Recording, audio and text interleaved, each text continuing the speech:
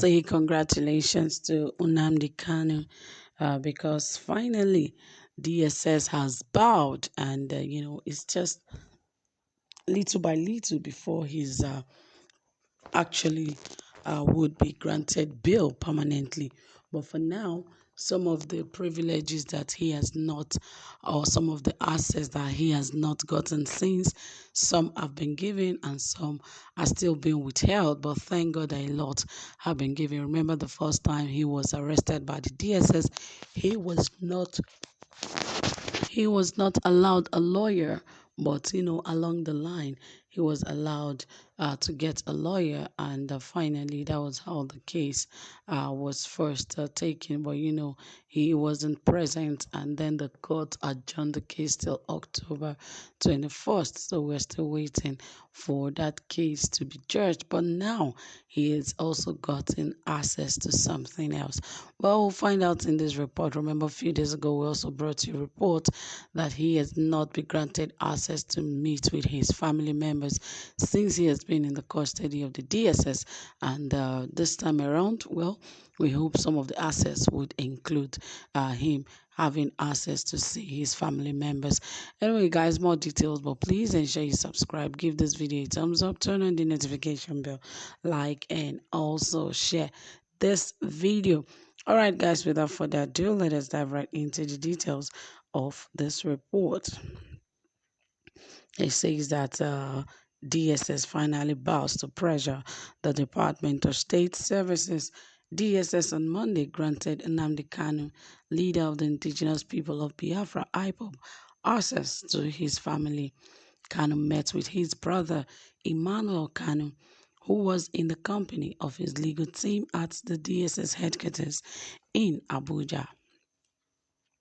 The meeting was confirmed by Kanu's lead counsel, Ifeanyi Ejiofor. In a series of tweets, Ejiofor disclosed that the IPOB leader is in good spirit. According to Ejiofor, we just concluded today's routine visit on a very sound note. What made today's visit unique is that today marks it's the first day our client Oyendu Mazu Nnamdi Kanu is setting his eyes on his siblings.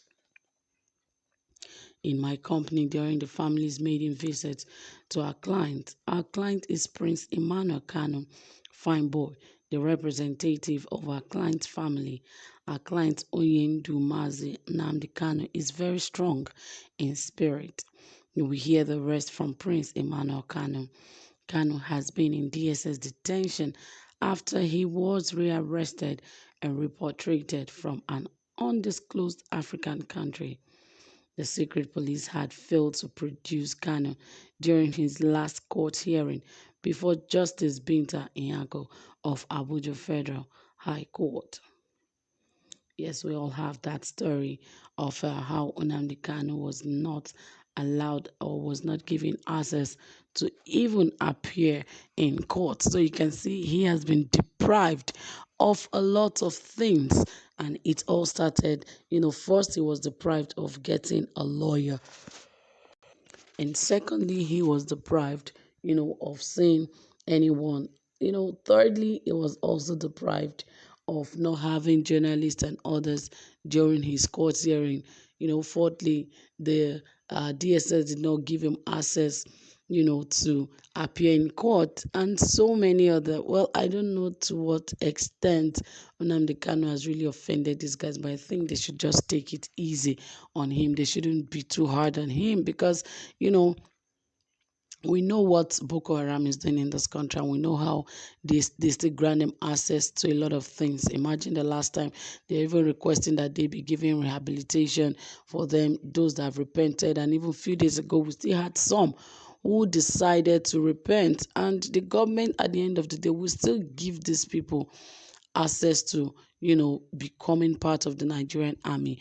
They still have access of even becoming somebody that is even a reputable person in the society than those who have been working hard in the country, which is not supposed to be. Now, Nnamdi Kanu, who is a free citizen, just because he feels that what the government is doing does not seem right with him and some others, they decided to create a nation of their own, and now it has become a sin, and that alone the government is holding him responsible for. And he has been, all of his assets has been withdrawn from him. Imagine, for over 2 months now that he has been in police custody, he has not seen any member of his family, whether brothers or sisters or children or anything, no access to anybody. And you can imagine, this is terrible. It's a terrible thing for a country not to grant access to a citizen to meet with family members. When someone is in the custody of the police, they should have access to family members when he's not a hardened criminal, even though the country or the government is charging him for treasonable offenses, and yet they do not see Boko Haram as offenders. Once they repent, they grant them access to everything. They allow them, they become people that would be allowed into the society. And those who have not even done half of what these guys have done are being punished. You can imagine the kind of problem these people are causing for Nigerians, because these are the same set of people whose children in the future will become a problem to Nigeria.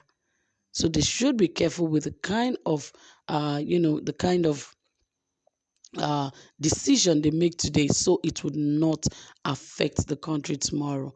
Because every decision this administration is making, or whatever mistake they make, is going to the repercussion is going to happen in the future, and perhaps they might not even be alive or even in such position to attend to some of the situations that they are living on ground. So it is very, very important that they look in critically into Nnamdi Kanu's case and make a decision.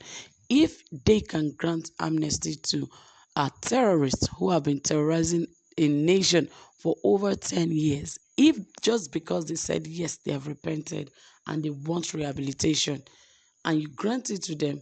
So how come do you want more trouble for this country by holding back someone that wants a nation of their own? It has become an offense. So really, this government should sit down and think. They should count the cost and think how this is going to affect the nation. They should forget about the past. Forget whatever has happened. He's not a hardened criminal that is going about with heavy ammunitions or transporting ammunition, though they've casted him that he has, he's the one giving ESN ammunitions to kill people here and there and all of that. Yes, that could be his case, but I believe they should critically look into that case before they make a judgment that would jeopardize the peace and the progress of Nigeria. So guys, that is it. Thank you so much for listening. Please drop your comment, let us hear what you have to say, and don't forget to give this video a thumbs up. Do have a pleasant time. Bye.